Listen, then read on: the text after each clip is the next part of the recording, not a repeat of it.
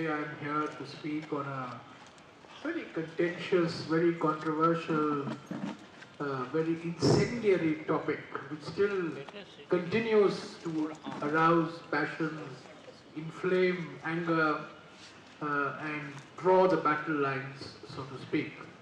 But I'm delighted that I'm meeting so many of my old friends. Dr. Bhargav, who has been a friend, guide, and whom I just described as a mentor who didn't become a tormentor. And Dr. Balasubramaniam, who was his successor at CCFP, perhaps might testify to that. I also want to say that I'm delighted to see Mr. T.L. Shankar here, the person whom I first started working with 33 years ago in the government on problems of coal and oil and energy. And Mr. Shankar was my first introduction to the world of government and policy. And I'm so glad that he's here, not changed one bit in the last 3 decades. And there are many other friends whom I recognize. I see Uzramma somewhere. There is Uzramma, who made my life miserable when I was Minister for Commerce, with some pet passion she had about Malka, the fiber, and I said, look, I don't think you will succeed, I think you're crazy, but I'll support you. And I'm glad that she's gone from strength to strength. And I look forward to wearing a Malka kurta and pajama one day, sooner than rather than later. Today, this evening, I am going to be talking on a book that I have just written, which was released last month. It's called Old History, New Geography, the bifurcation of Andhra Pradesh. And I just want to make a couple of remarks by way of introducing the book, and those of you who are interested can, of course, read the book. The bifurcation had a long political history. It had compelling economic reasons. It had compelling social reasons. But there were equally important political, economic, and social reasons against bifurcation. So this was a unique example of a decision on which there were weighty factors for and equally weighty factors against. I listened to Dr. Gopal, the famous historian, once. Dr. Gopal and Mr. Jagat Mehta had been asked by Pandit Nehru and Prime Minister Chou En-lai to produce a case. Nehru asked them to produce a case for India, and their counterparts produced a case for China on the border dispute. And I heard Dr. Gopal say one day, before his death, that we wrote a 500-page report arguing that the border dispute is fairly and squarely in favor of India.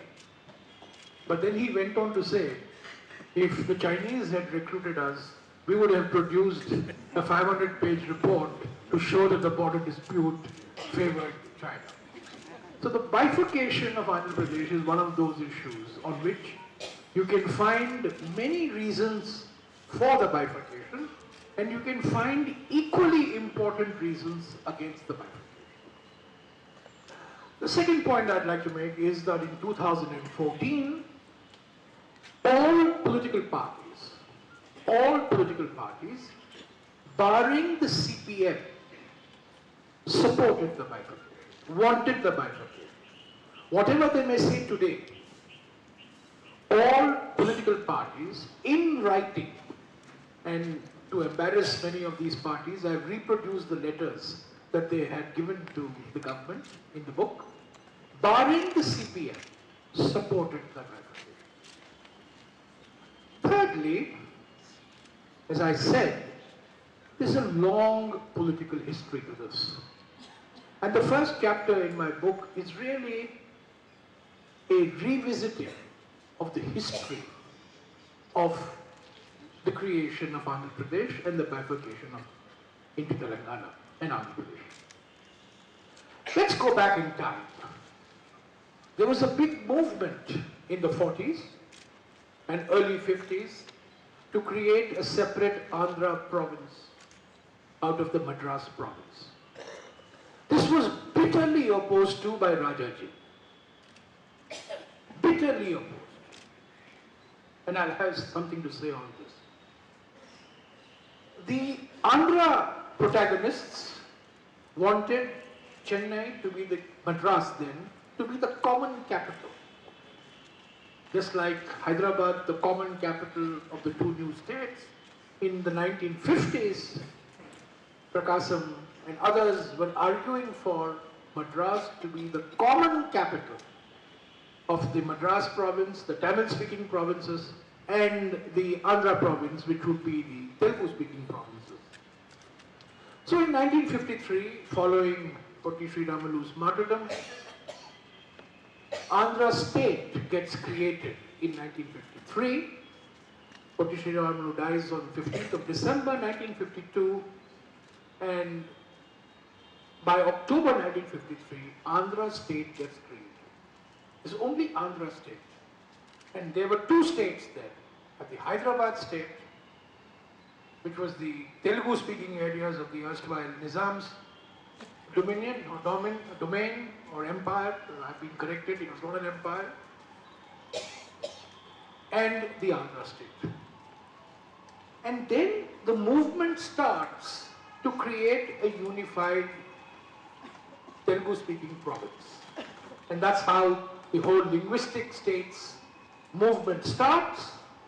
And finally, Andhra Pradesh gets created in November 1956, India's first linguistic state.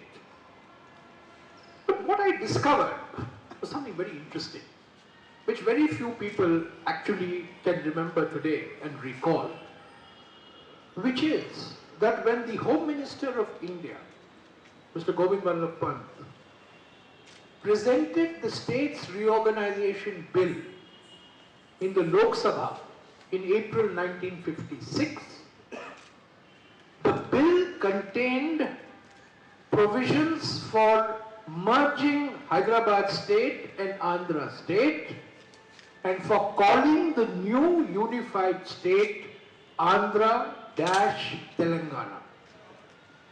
People don't remember this. Many people don't know this. This is there in the bill that was presented in Parliament. This was objected to, quite naturally, by many people from Andhra, saying that if you can have an Uttar Pradesh and Madhya Pradesh, you can have an Andhra Pradesh. And by July 1956, the name Andhra Telangana becomes Andhra Pradesh. And in November 1956, Andhra Pradesh gets created. And 58 years later, ladies and gentlemen, 58 years later, the wheel turns full circle and two states get created, Telangana and Andhra Pradesh. It's remarkable how, when you look back on history. The third factor, which I found quite remarkable, quite interesting, and quite significant. Again, this is not something that the current generation is familiar with. The 1960s, the late 1960s, were a period of the Jai Telangana movement. In fact, the grandson of the main actor in the Jai Telangana movement is somewhere here, sitting somewhere here. Where are you? Right here. His grandfather figures prominently in the book, and quite predictably he has taken some objections to my characterization, and he said he wants to correct it. I'm glad that he will do so. But the late 1960s, there was a Jai Telangana movement for the creation of a Telangana state. And within 3 years, from 1972 to 1973, the Jai Telangana movement is forgotten, but there is a Jai Andhra movement. And what does the Jai Andhra movement want? The Jai Andhra movement wants the coastal districts to secede from the state So Telangana should be separate and Simandra should be separate. In the 1960s, Telangana guys wanted a separate state. In the early 1970s, it's the Andhra leaders, the coastal Andhra leaders particularly, who wanted a separate state. So the Jai Telangana movement gave way to a Jai Andhra movement. So history is full of ironies. And this is one of those ironies of history. The movement of separation by one side is replaced by a movement of separation on the part of the other side. And I have discussed this in great detail, the background to the Jai Andhra movement, which is the Mulki Rules agitation, the decisions of the Andhra Pradesh High Court and the Supreme Court, the statement of Mr. Narasimha Rao, who was then the Chief Minister of Andhra Pradesh. It's remarkable that the Congress party goes to the elections in February of 1972, wins 53% of the popular vote, gets 218 out of 290 seats, and within a few days the Chief Minister has to resign because of the Jai Andhra. It comes under President's rule, and then the rest is history. So this is a third interesting factor about what happened. Fourthly, most movements in India have been on the basis of language,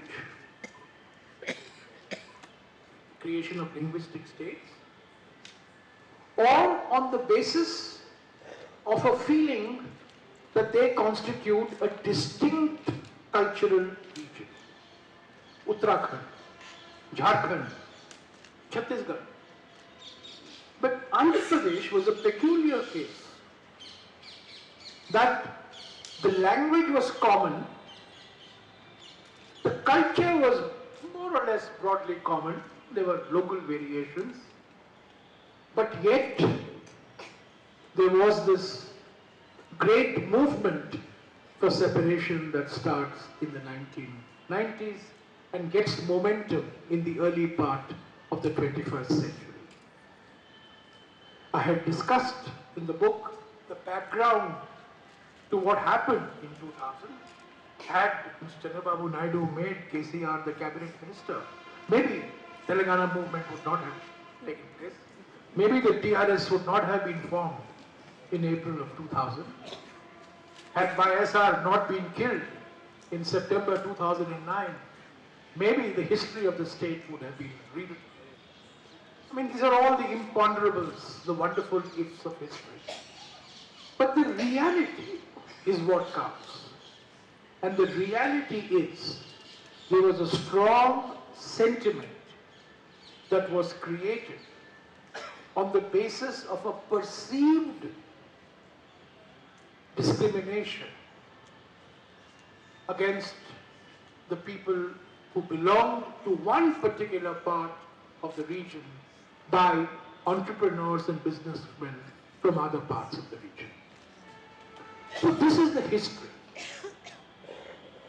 My involvement with the bifurcation starts on the 8th of October 2013.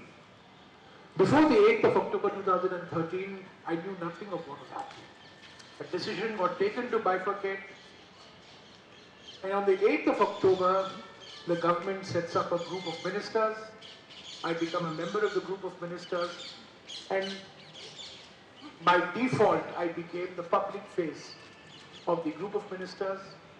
And from the 8th of October 2014 till the 20th of February 2013, till the 20th of February 2014, when Parliament finally passes the reorganization bill, I am involved with this fairly intensively. As I have discussed, what I did in the group of ministers was, of course, prepare the blueprint, the legislation for the reorganization, and in my eagerness to appear fair, in my anxiety to appear just and transparent, I ended up pleasing nobody. So what I ended up with is not balanced satisfaction, but balanced dissatisfaction. Because all parties, all sides felt that they had got a raw deal in the process. Well, history will judge whether the deal was raw or right. But many people during the bifurcation likened me to Mountbatten, which is a very unfair comparison.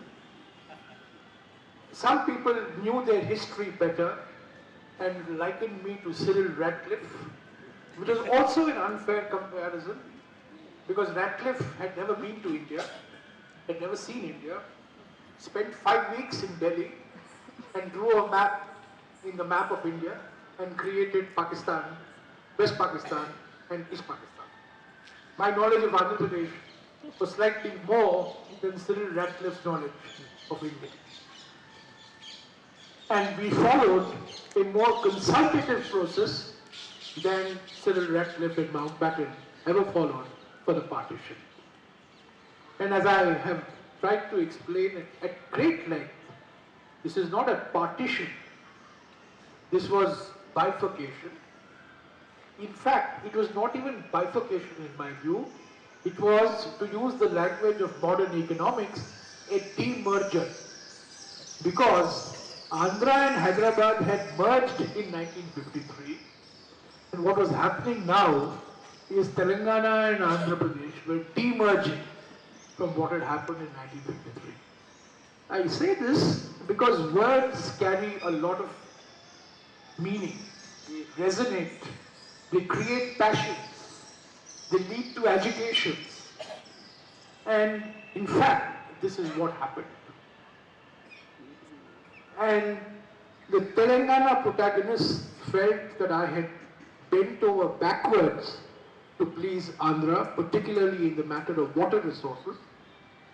And the Andhra protagonists felt I had bent over backwards to please Telangana, particularly in the matter of Hyderabad. Which brings me to the central issue in the bifurcation. Why did the bifurcation of Andhra Pradesh prove so controversial as compared to the bifurcation of UP, the bifurcation of Bihar, the bifurcation of Madhya Pradesh, which took place in the year 2000. And in my view, and in my assessment, it is the role of Hyderabad, which was the bride that was being coveted by two husbands, which really proved to be the crux of the controversy. And the fact that Hyderabad could not be split, the fact that Hyderabad could not be declared as a union territory, and the fact that Hyderabad, for geographical reasons, for political reasons, had to be part and parcel of the new state of Telangana. If you look at Chandigarh, for example, the location of Chandigarh in the map is one corner of Punjab and one corner of Haryana. Chandigarh is the common capital and a union territory. When you look at Hyderabad, it's in the center of Telangana. And to declare Hyderabad as a UT would have been an administrative and political nightmare. I had nothing to do with it, but these are some of the arguments that I have put forward. Right? These are some of the arguments that must have been put forward. But the role of Hyderabad was critical. Not only it wasn't critical in the bifurcation process, but it was critical in the lead up to the bifurcation. Because it was the perception that Hyderabad was booming and the benefits of Hyderabad's boom were being cornered by a few who were from outside Telangana that provided the fuel and the fodder for the TRS movement. Whether this is true or false is a separate issue. But the fact of the matter that the McKinsey report of the year 2000 or 2001, which became a Bible for Mr. Naidu, the McKinsey report talks largely of Hyderabad and corridors in and around Hyderabad. And it is the perception that Hyderabad was booming, as I said, but the benefits of the boom were not being equitably shared amongst the people of the region, was one of the pillars which gave rise to the Telangana sentiment. Let me also say that one of the great failures of development in undivided Andhra Pradesh had a succession of outstanding administrators. Sanjeev Reddy, Sanjeevaya, Brahmanand Reddy, Vengal Rao, outstanding administrators by any indicator. And then you had later on NTR, Chandrababu Naidu and YSR. Undivided Andhra Pradesh was an economic success story. But it was a success story that was Hyderabad centered. It was Hyderabad focused. So the success of Andhra was the success of Hyderabad. It was not a success of broad-based economic development. It was the success of the growth of an urban agglomeration because of the availability of land, most importantly, and because of a host of other factors relating to weather, social infrastructure, and so on and so forth. So, the role of Hyderabad in creating the conditions that were ripe for a separatist movement, and the role of Hyderabad in giving the bifurcation a controversy has been discussed, and I think is central to an understanding of why Andhra is different from Jharkhand, Bihar and UP. There were many other aspects of the bifurcation that created much anguish and pain for me. I was a member of parliament belonging to Andhra Pradesh, and my good friend who is not here, Venu Reddy, former governor of the Reserve Bank of India, I'm waiting for his memoirs and his run-in with the finance minister, since now is the fashion of the day is for governors to write about their experiences with successive finance ministers. Venu Reddy, whom I went to meet, told me, I told Venu Reddy, I said, look, I'm finding it very difficult to serve on the GOM because I'm a member from Andhra Pradesh. And I'm finding it very difficult. So Venu Reddy told me that you should have refused to be on the GOM on grounds of conflict of interest. So I told him, look, I'm a political figure. I'm a cabinet minister, and when the Prime Minister tells you to be a member of the group of ministers, you can't say no to that. And once I became a member of the group of ministers, there were many issues on which I had in fact to eat my own words. And the most important issue on which I had to make a compromise with my own position was on the Polavaram irrigation project. And just as Hyderabad was iconic for Telangana, the Polavaram project was iconic for Seemantra. The only problem was that when I was Minister for Environment and Forests in 2009, I had red flagged the Polavaram project. I had issued a show cause notice to Mr. Rosaya when he was the Chief Minister, saying that you have not carried out public hearings in Chhattisgarh and Odisha. There is going to be submergence in Dantewada district of Chhattisgarh and Malkangiri district of Odisha, and we cannot allow the construction of the dam to continue till you complete all the formalities.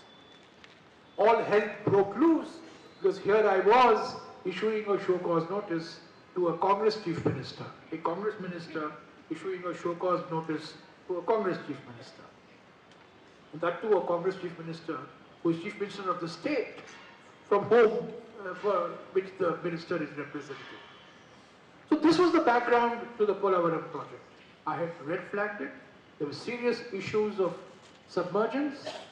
And in fact, very interestingly, and I've mentioned it in the book, during the time in which this controversy was going on and I had taken a position, a young lady came to meet me and spoke to me for about 10 minutes, appreciating the position that I had taken, saying that India needs leaders like me who are bold and courageous, who are not afraid to take on their own party, and she hopes that I have a long life as Minister for Environment.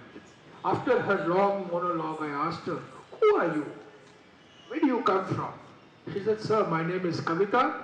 I run an NGO in Hyderabad, and my father is KCR." So one of those interesting tidbits that took place.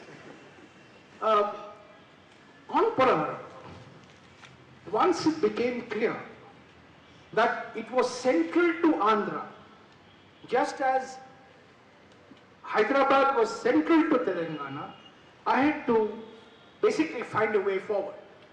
I could not say in the GOM, Polavaram cannot go ahead. So we had to find a creative way of ensuring that this project saw the light of day. And after great amount of thinking, we came up with the idea that the Polavaram project would be executed by the Government of India. All the environmental clearances would be given, and all the forest clearances would be given, and whatever R&R has to take place, rehabilitation and resettlement has to take place, would be done by the Government of India. When this Polavaram debate was taking place, a very interesting issue arose. The project was in Andhra Pradesh. The submergence was going to be in Telangana. Now this is a recipe for disaster. How can you build a dam in one state when the submergence is going to be in another state? Project will never see the light of day.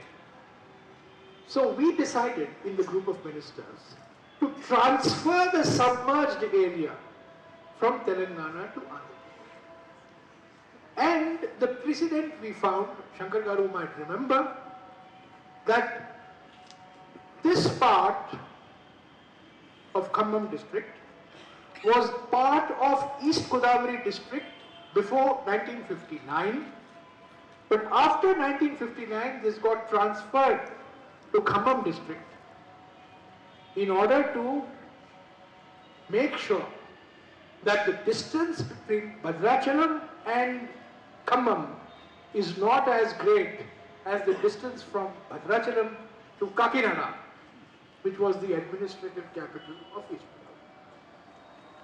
So we came up with this solution, and I have described the various permutations and combinations that we had to go through for transferring the submerged area from the Bhadrachalam division virtually to Andhra. In the process of transfer, a very interesting issue arose, which can arise only in India, which is that the town of Bhadrachalam was going to be transferred from Telangana to Andhra. Now this created a big furor, and a number of people came to meet me and said that how can Andhra monopolize all the great places of worship? You are giving Andhra Pradesh Tirupati and you are giving Andhra Pradesh Bhadrachalam. Lord Venkateshwara also will go to Andhra, and Ram Mandir, Sri Sailam also will be in Andhra. Thank you for reminding me. Sri Sailam also is in Andhra, and even Lord Rama will be in Andhra. So both Vishnu and Shiva will be the property of Andhra. So what do? This temple became a big issue. And finally, as I explained in the previous speech, some of you were present there, finally we found refuge in the old Nizam's records. And I discovered that the Asif Jah dynasty was responsible for maintaining the Ram temple in Bhadrachalam. For 150 years, the Nizam had been giving money to maintain and manage the Ram temple.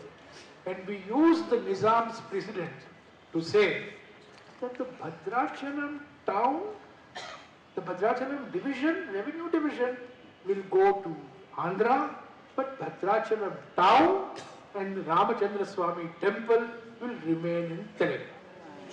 So salvation will be equally spread between Andhra on one side and Telangana on the other. This is one of those examples, as I said, to give you a different take on the type of issues that came up during the bifurcation. Finally, let me say that the bifurcation was done by the Parliament of India. It was done under Article 3 and Article 4 of the Constitution of India. I know I'm very aware of the fact that opinion was equally split. It was a 55-45 split or a 60-40 split in the Andhra Assembly. The Andhra Assembly did not pass a resolution for the bifurcation. The Bihar Assembly did, the Chhattisgarh Assembly did, Madhya Pradesh Assembly did, the Uttar Pradesh Assembly did, but the Andhra Pradesh Assembly did not. And ultimately, Parliament used its supreme powers under Article 3 and Article 4 to bifurcate the two states. It proved to be very, very contentious and controversial in the Lok Sabha first, where we had pepper spraying all over the Lok Sabha. And I've discussed the pepper spray incident. Then we had incidents in the Rajya Sabha, where we had a discussion for almost 5 hours. And finally, the bifurcation process was completed. Law was passed on the 28th of February, 2014. Let me end by saying that I think it's too early to answer the question, and I'm sure many of you will ask me this question, do you think the bifurcation was a right decision? I think it's too early to judge, but judged electorally from the Congress's point of view, bifurcation was a spectacular self-goal. It was an unmitigated disaster because the Congress was wiped out in Andhra, it got 2% of the vote, and it did miserably in Telangana, getting 26% of the vote. So from the Congress's point of view, the bifurcation was an unmitigated disaster. However, that's not the right view to take on the bifurcation. The real question to ask is whether the larger issues of social justice, the larger issues of balanced economic growth, the larger issues of broad-based dispersed growth of the type that did not take place in undivided Andhra Pradesh are now taking place. And I think the jury is still out. 2 years is too quick a period, and only time will tell whether the bifurcation from this larger point of view was in the interests of both the states.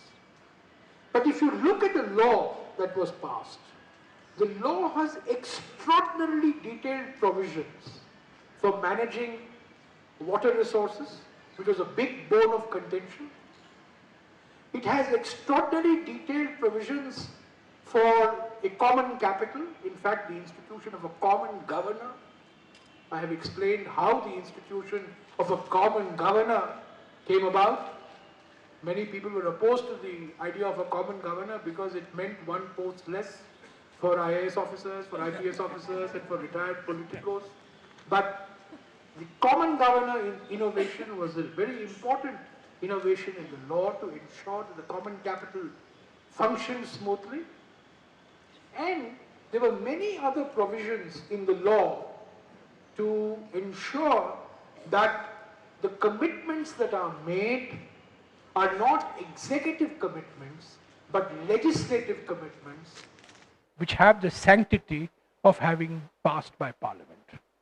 So all I can say at the end is that this was a painful process. It was an agonizing process. It's a process that, as I said, I was forced into by circumstances. I tried to do as fair a job as I could to both sides. Whether I have succeeded or not, history will judge. But I think the law as it stands can only go so far.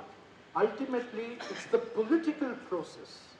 It's the willingness of politicians from both sides to engage in discussion and dialogue that will make a success of bifurcation. If confrontation is going to be the order of the day, then obviously bifurcation is not going to work. But if dialogue and discussion replaces confrontation and conflict, then I think bifurcation has a chance to succeed. Thank you. Thank you. Writing contemporary history is always a challenge, and we thank you for the great amount of clarity you brought on this contentious topic. I think we have no questions. Or is it right? Oh, thank you. Let me just, but one, on history, I just want to say that many things are claimed by amateur historians, and there is no shortage of amateur historians in our country. And I have quoted in my book many of these claims, and most of these claims are actually bogus claims. Nehru is supposed to have said something, Nehru never said it. Indira Gandhi is supposed to have said something, Indira Gandhi never said it.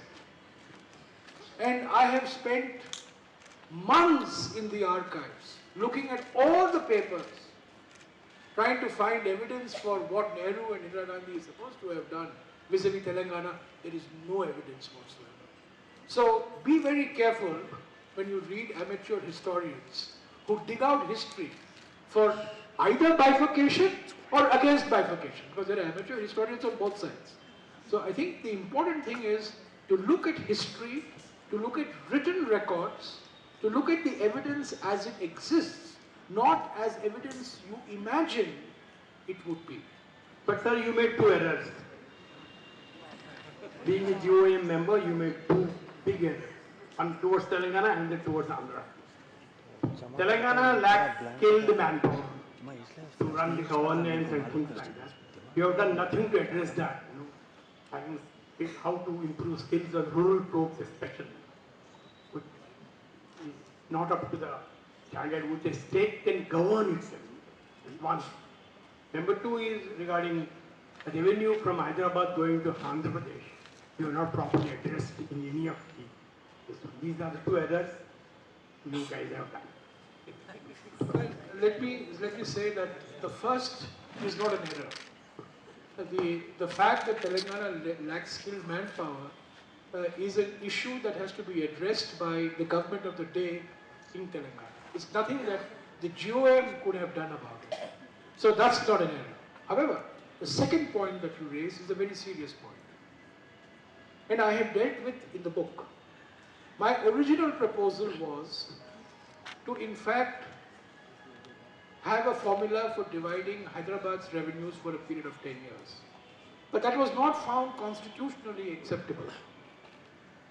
And that's why revenues of Hyderabad and Hyderabad itself were allotted to Telangana, and Andhra, the new state of Andhra Pradesh, was given a special financial package, including the grant of special category status for a period of 5 years, which unfortunately did not materialize because of a number of political reasons in the last 2 years.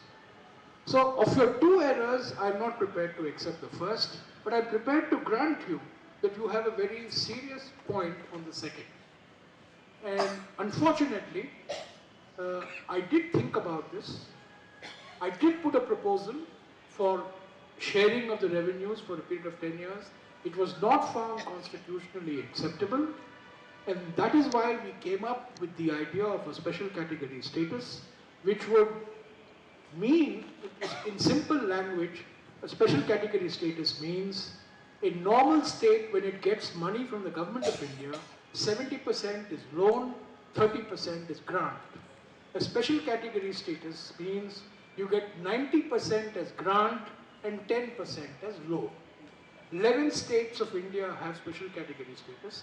The 8 states of Northeast, Uttarakhand, Himachal Pradesh and Jammu and Kashmir. And our proposal was that the new state of Andhra Pradesh would be the 12th state to get this special category status. However, Mr. Modi's government abolished the very concept of special category status in early 2015. That's the factual position.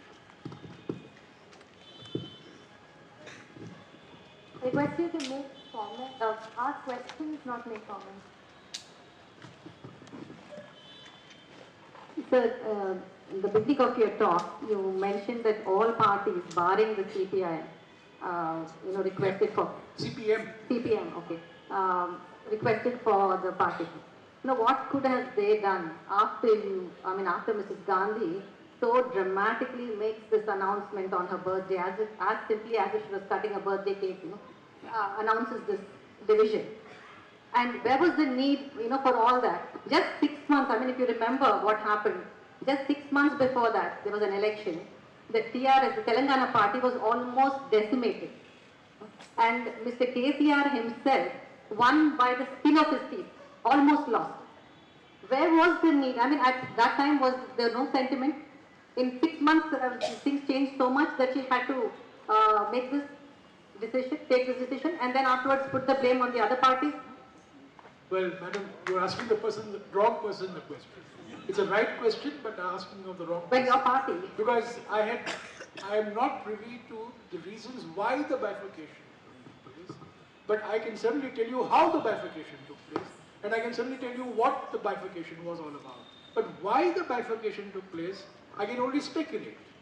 And what you say is absolutely true, that in the 2009 election, actually from 2006 to 2009, the TRS was going down, and in 2009, it was almost decimated, both in the parliament as well as in the assembly election. However, there is also a statement made by YSR on the floor of the assembly on the 12th of February 2009, which gives an indication that if elected, if the Congress comes back to power, then the demand for Telangana would be studied and considered. So there was some ambivalence on what the stand is. But clearly, and I have no hesitation in saying this, the death of YSR on the 2nd of September 2009 was the crucial turning point. And in a way, YSR's death gave KCR life. And that is, became the oxygen. And he went on a hunger strike, the only hunger strike that was done in an air-conditioned room in a Nizam Institute of Medical Sciences. I wish I could go on such hunger strikes. And there was a situation that was created on the 9th of December, and I have described this as Andhra's second Potti Sriramulu movement. And there was an assessment done by Mr. Chidambaram as the Home Minister that the situation was very serious and that some major initiative had to be taken from the central government. I was not party to it, by the way. I was in Copenhagen at that time for the climate change conference, so I don't know what happened. But on the 9th of December, a statement was made by the Home Minister which gave the impression that the doors for creating Telangana were being opened. And from 2009 onwards, the drama took place. The TRS was always for Telangana. The CPI was always for Telangana. The CPM was always for Telangana. The Congress party was split on Telangana. About 55% of the Congress would be for Telangana, against Telangana, 45% were for Telangana. The TDP, very interesting, in 2000 opposed Telangana, in 2008 supported Telangana, and in 2008, in 2012, Mr. Chandrababu Naidu wrote a letter, which is reproduced in my book, supporting the creation of Telangana. YSRCP, Jagan, in 2012, December, gives a letter supporting the creation of Telangana. So there was a political atmosphere built, barring the CPM, all political parties which had a stake in Andhra, plus all other parties, NCP for example. All other parties were also in favor of creating Telangana. Now, that's the political reality. You are asking me whether it was a right decision, where was the need for taking a decision. I think I'll refer you to the right people. You can ask them that.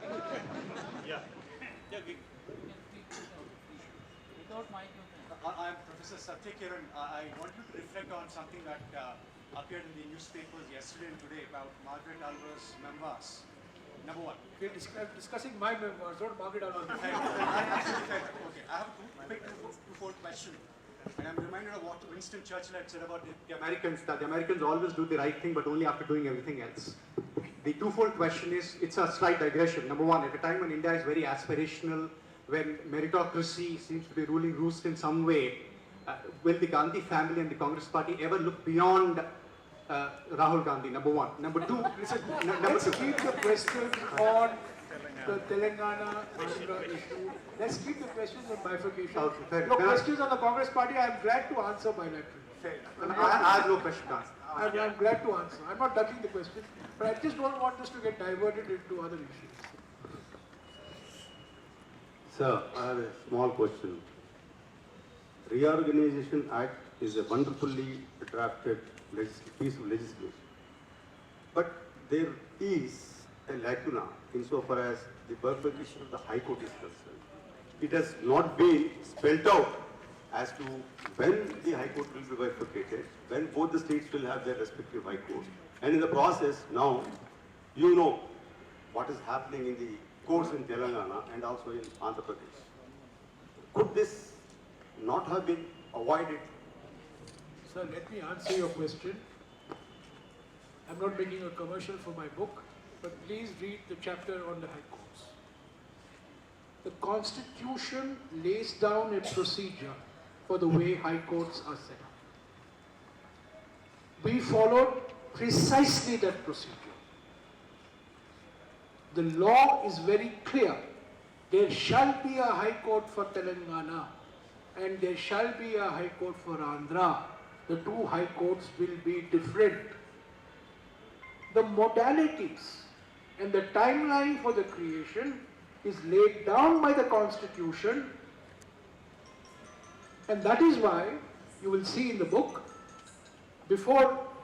after the law was passed, before I demitted office on the 16th of May 2014, there was elaborate correspondence with the Ministry of Law to take up this issue with the Supreme Court and expedite this so that the High Court in Telangana would come into being by the end of 2014. That was our expectation.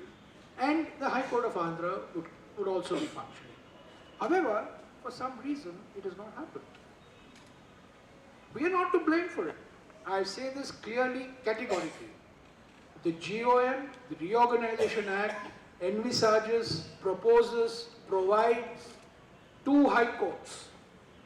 Constitution, we could not say in the Act, I wanted to say in the Act, there shall be a High Court by December 2014.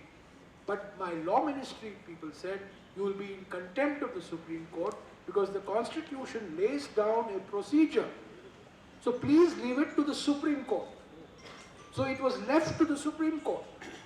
We put as much pressure as we could on the Ministry of Law and Justice to take up this matter with the Supreme Court, and their entire correspondence is there in the book. So it is wrong to say that the reorganization was at fault. If you are asking me, the present government should have been far more aggressive and active in pursuing the matter with the Supreme Court to make sure that the two High Courts are in place. That is what the law provides for.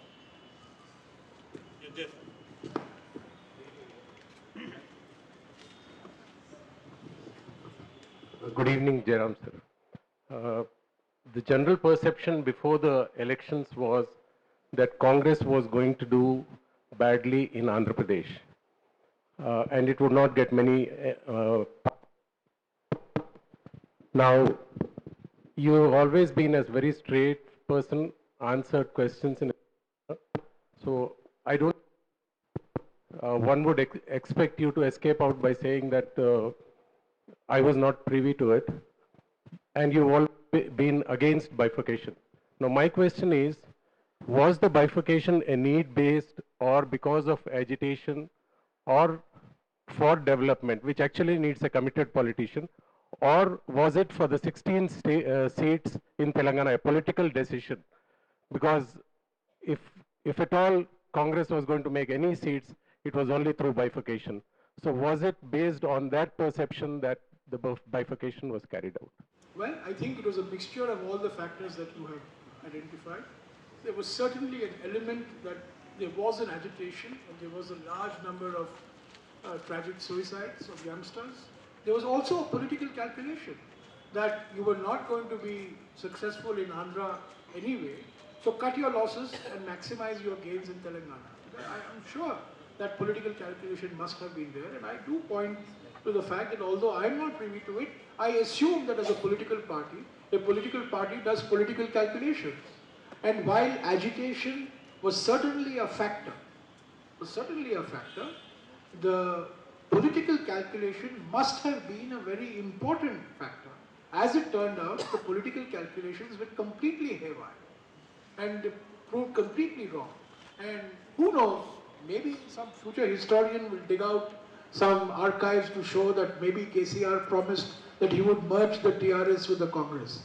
I don't know. I mean, this is the popular perception, that there was a theory floated that the Congress would get 17 seats in Telangana on the backs of the TRS alliance. That didn't happen. The merger didn't take place, the alliance didn't take place, and the Congress, as it turned out, didn't do very well as it did, as well as it thought it would do in Telangana. But I think to say that only political calculations predominated is wrong.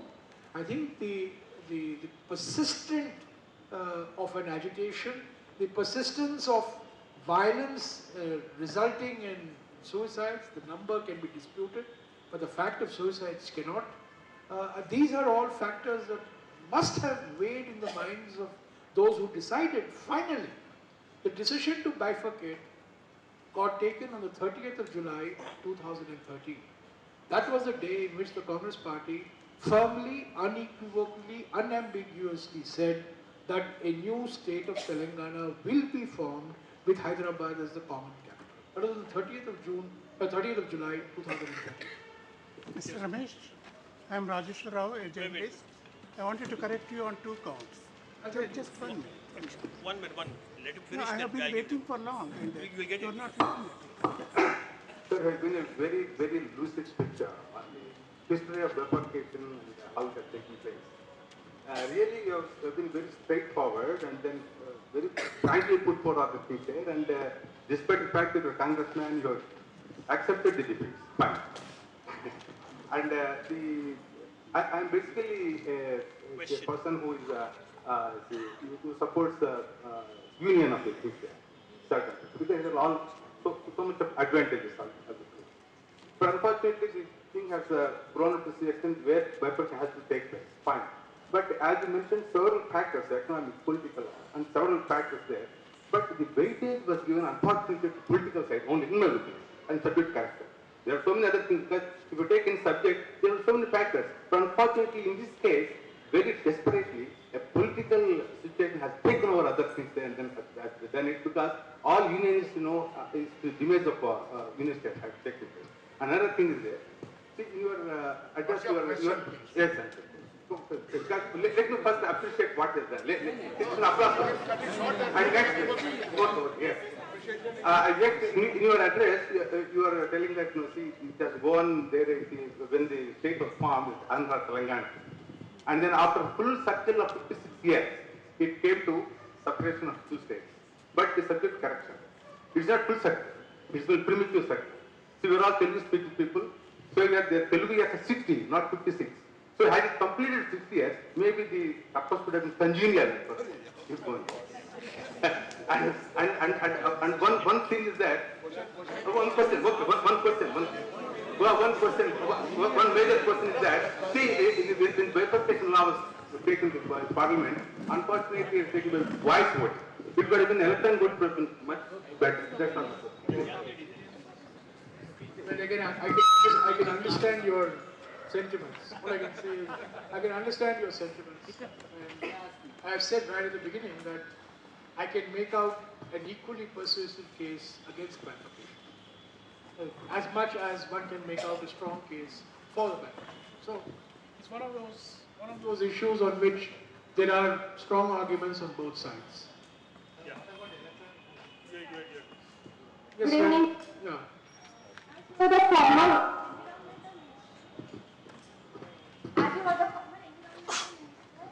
Former environmental minister.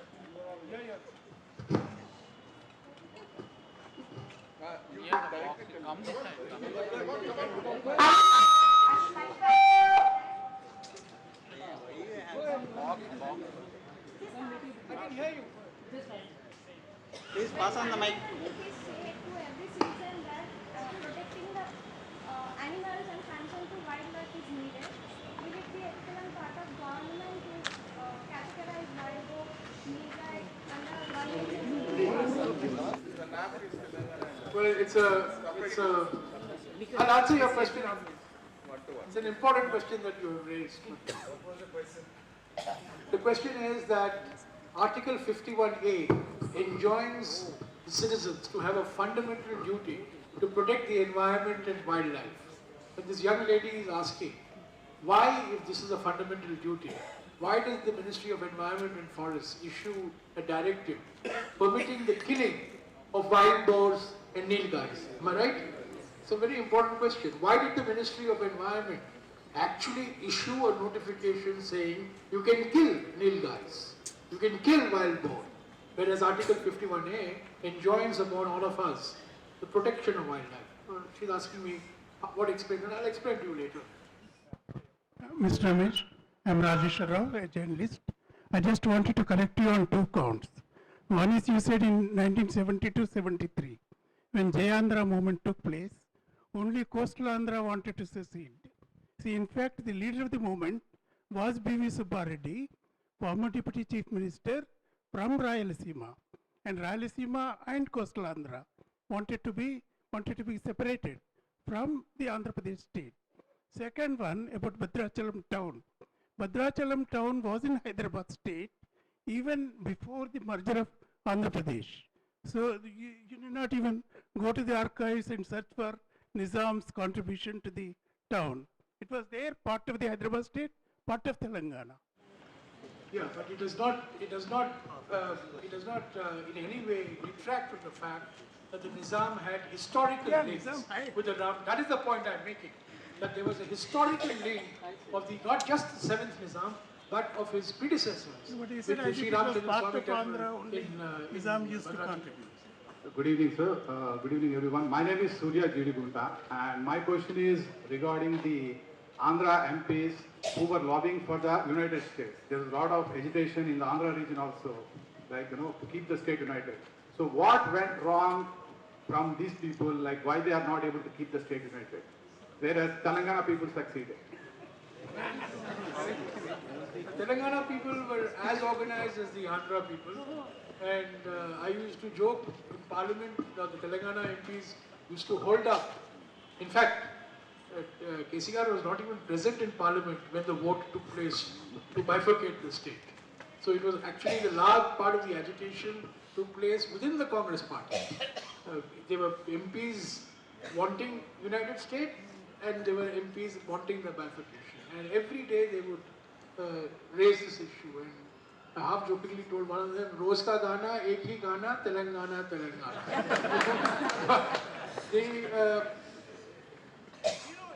They made a persuasive case for remaining united. They had a case for declaring Hyderabad as a common capital, which was acceded to. They made a case for Hyderabad as a union territory, like Chandigarh, which was not agreed to for some of the reasons that I mentioned, no, how can I say why they didn't succeed? I mean, they made a case. And within the Union Cabinet also, I have said Pallav Raju and K.S. Rao, who were members of the Union Cabinet, made a strong case. In fact, I don't know whether you saw the television debate on the 20th of February 2014. There was an extraordinary situation for which I had to bear the cross and for which I am still being criticized within my party. The opening speaker in the debate was Venkaiah Naidu. And I persuaded my leaders in the Rajya Sabha, I persuaded the Prime Minister, that we should allow Chiranjeevi to open the debate on our behalf. And I thought Chiranjeevi, 149 films, TV, film star, he would make an eloquent speech and he would move the people to tears by his oratory. And I was sitting next to him and I told Chiranjeevi, you are the opening batsman for the Congress. And Chiranjeevi gets up. He's a minister in the Council of Ministers. He gets up and makes a 30-minute speech condemning his own government for the bifurcation. And he was being egged on by the opposition. Bolo, bolo, bolo, bolte jao, bolte jao. And he also fell for the trap and he kept on talking for about half an hour or so. So he, even till the last, Chiranjeevi spoke for a united Andhra Pradesh. There is a photograph in my book, you will see KVP Ramchandra Rao and Subirama Reddy with banners in front of the Deputy Chairman of the Rajya Sabha, which says, we want united Andhra Pradesh. But, I mean, the coin was tossed and it was heads Telangana and it fell heads. And tails was Andhra, it didn't fall. That is what it was. I mean, it was a call. It was a political call that was made. But both sides made efforts. And let me not forget to mention that for the first time in India's political history, you had a political party taking a decision and the chief minister belonging to that political party sabotaging that decision. This has never happened before. I mean, the Congress party has taken a decision. The government has taken a decision and the chief minister sitting here is actively, vociferously, vigorously undercutting that decision. And he's allowed to undercut it till the 19th of February 2014. So these are some of the unanswered political questions which I am sure future Margaret Alvas will answer, not me.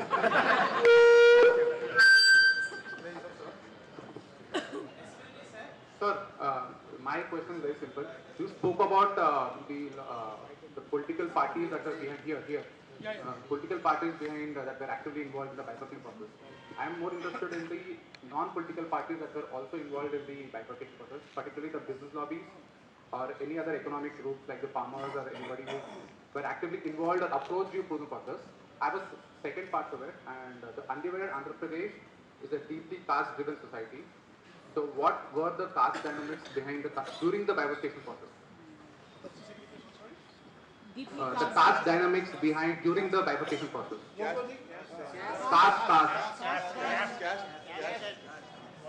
C-A-S-T-E. Oh my God. Don't get me on that. That's a very sensitive issue. In fact, caste did play a very important role in the bifurcation process. And I don't want to say anything more on this because I want to keep coming back to Hyderabad. But caste did play a very important role. Very important role. Don't underestimate the caste factor. And caste is a driver of the political process in India. Caste played a very important role. Let's put it this way. Ethnicity played a very important role in the bifurcation of Bihar. Tribal, non-tribal. Caste played a very important role in the bifurcation of UP. The fact that there were no OBCs in Uttarakhand. Caste played a very important role in the bifurcation of Madhya Pradesh. The fact that Chhattisgarh was largely an OBC-driven movement. Caste played a very important role in the formation of Karnataka, the Lingayats and the Vokalingas. Caste played a very important role in the formation of Maharashtra, the Marathas. Caste played a very important role in the formation of Andhra in 1956 with the Reddys and the Kammas. And caste did play a very important role in 2014. Let me just stop there because you know I don't want to say anything more. What is your first? No, it's a different person. Yeah, your first question. Yeah, there were non-political parties also, but the main interface was with political parties. There were non-political actors like the TJAC, who was an important player, but the interface of the GOM was in fact entirely with political parties.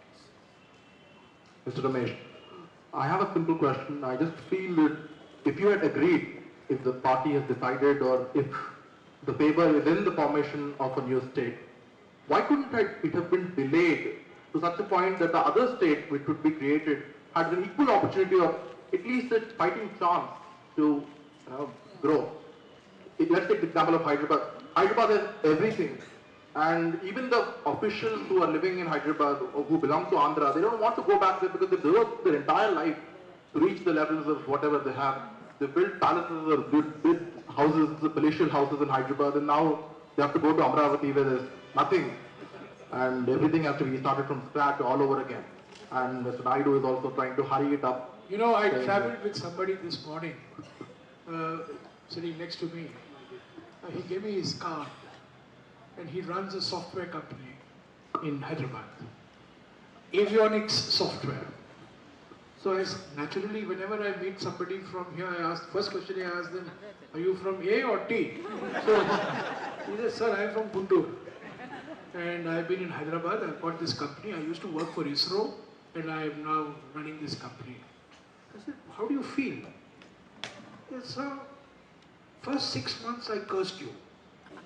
Why did you have to do this bifurcation?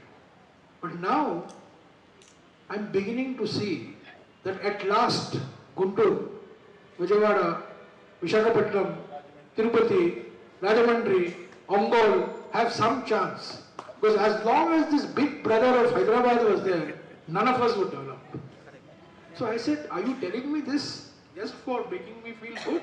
He said, no sir, my next software factory is going to be in Visakhapatnam. I would never have done it had Andhra not been bifurcated. So one of the hopes I had of bifurcation is if 5 Hyderabad's get created in Andhra Pradesh, then bifurcation would have been a great success. But if you repeat the Hyderabad model in the new state, then I'm afraid you're repeating what you have already done over the last 50 years. So this is a hope. This is a hope that you create decentralized, dispersed clusters of education, of industry, of services, which unfortunately, pharmaceuticals in Andhra, Hyderabad, software in Andhra, Hyderabad, defense R&D, Hyderabad, CSIR laboratories, Hyderabad. You take any, in fact, I quoted one very interesting example. After the bifurcation had taken place, the cabinet met to decide on a National Institute of Design, NID. And the ministry proposed Hyderabad. And I mentioned it in the cabinet that, look, one of the reasons why we are doing this is to give other places a chance to grow. Why are we repeating the same mistake? So finally, the cabinet decided that the NID would be set up, but it would be set up in Vijayawada, not in Hyderabad. Otherwise, for 50 years, Dr. Bhargav is here, all CSIR laboratories were in Hyderabad. Dr. Kalam used to set all defense laboratories in Hyderabad. Central University, Hyderabad. Pharmaceutical, Biotech Valley, Genome Valley, Silicon Valley, Cyber Valley, everything in Hyderabad. So I think this opportunity for growth in other parts of the state will now hopefully become more visible. Sir, is it the same in all the states? How are we doing on time? Please go ahead. Oh, they can leave as an Your limitation. It's free exit. Okay. Sir. He's been waiting for long. Okay. Yeah, go ahead. I'm listening. The unknown golden Telangana slogan, which is happening these days, which still derivation, and the new stakeholders who are there, who are well known for this slogan, where there is power, there is MIM. So we would want to know, sir, because you've named the parties who were for Telangana and the party which was not for Telangana, you've named CPM.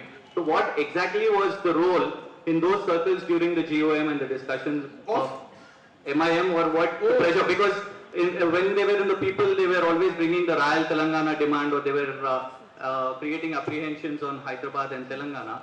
And Well, today they are with the government. So Let me what tell was you, their role? I have mentioned in my book, I am not a great sympathizer or supporter of Asaduddin Owaisi's politics.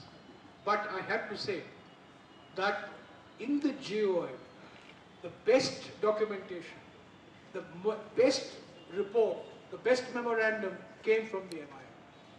They had marshaled all their facts, both for and against. They had produced a whole set of legal opinion from topmost lawyers, again for and against. And Owaisi came up with very cogent arguments. And in fact, on Royal Telangana, which I have not discussed, there was an attempt made at some stage to try to see whether Royal Telangana could be a reality. And Owaisi was one of the main movers, along with Raghuveera Reddy and Venkataraman Reddy and so on and so forth. However, that was not possible for a variety of reasons that I have explained. But Owaisi, I think, as far as the GOM was concerned, Owaisi was simply superb. What his politics are is something entirely different. But on this issue, the way he marshaled his facts was exemplary. Yes.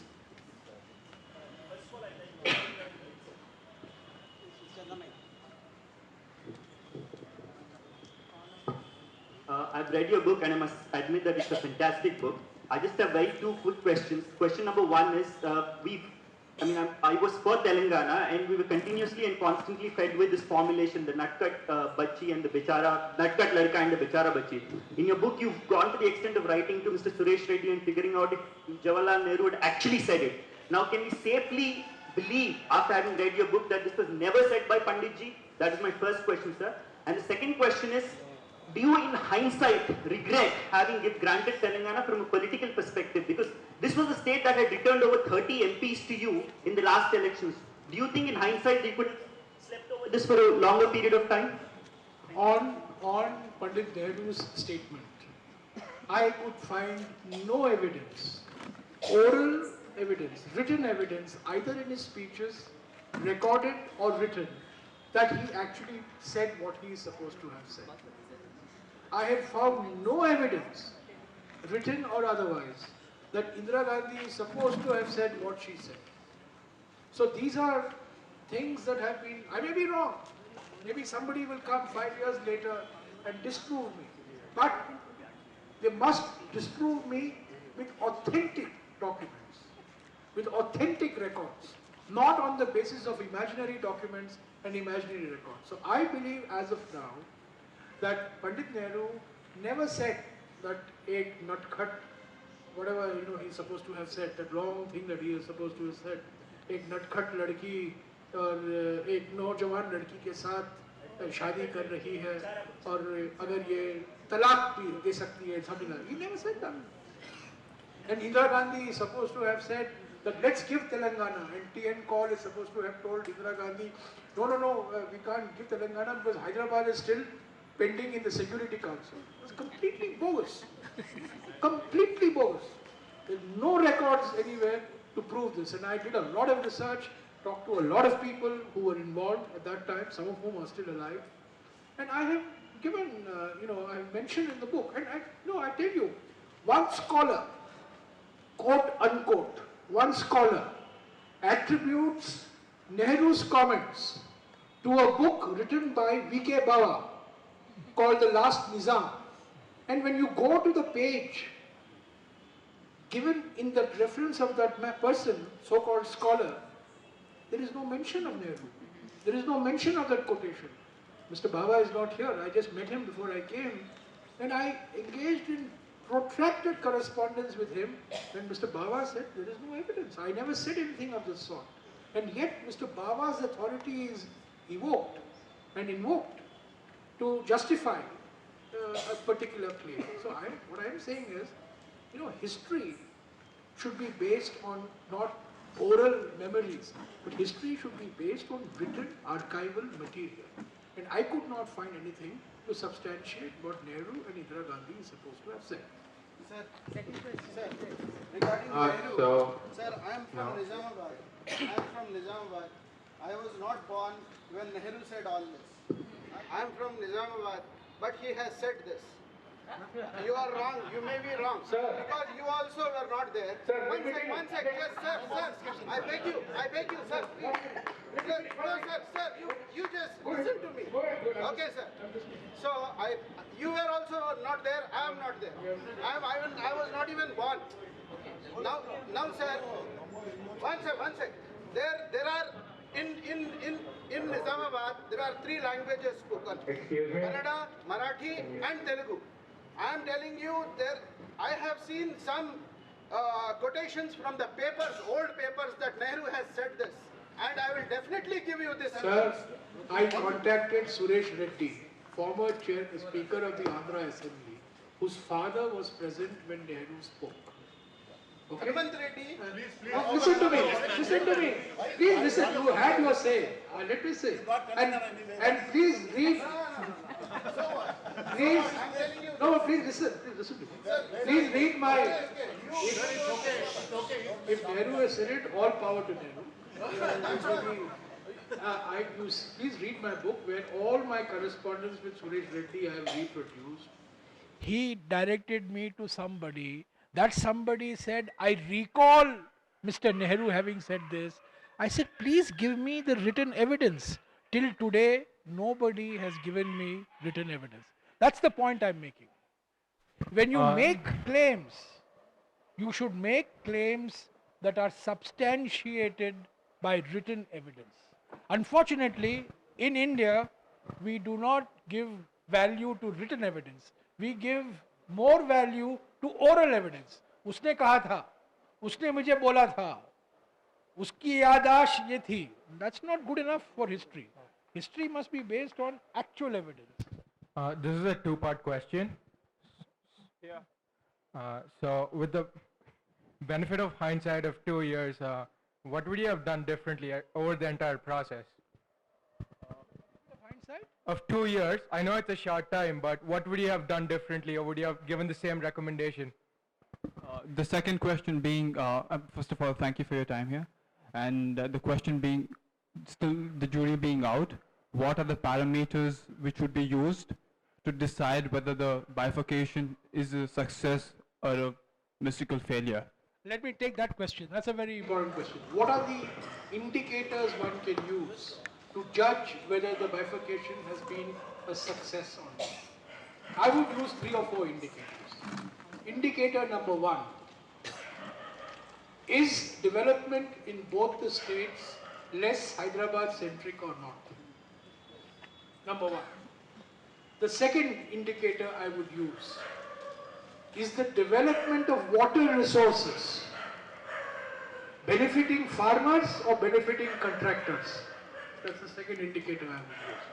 The third indicator I would use is political power going from a few castes, powerful castes, to a larger community base.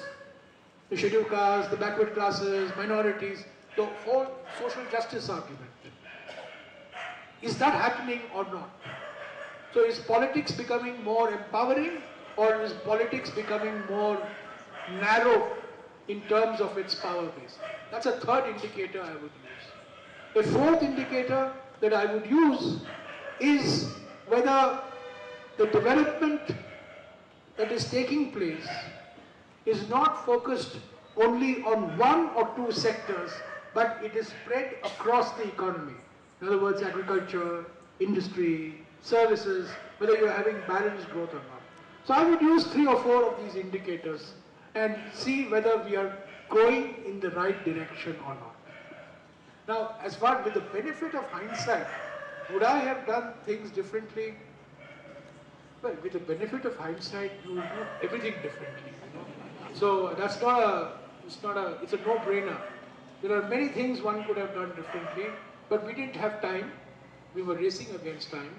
Remember that the GOM started its activities on the 8th of October 2013, and we had to finish what we were asked to do by the end of December as far as the Assembly is concerned, and by the end of February as far as the Parliament is concerned. I wish we had had more time. That's one wish, certainly. I wish we had had more time, and we could have perhaps done much more, gone into issues in much more greater detail than we did. Of Andhra Pradesh, what is the procedure used to follow earlier in the bifurcation, number 1? Number 2, I was a strong United Andhra Pradesh man. Should I feel this bifurcation is helping both the states, sir? Thank you. Sir, it is not my, I can only speak on behalf of the law that I do. And the law clearly said, in simple English, that the new capital for Andhra Pradesh would be supported financially by the central government. That it has not happened is not my fault, because you didn't vote for me in 2014.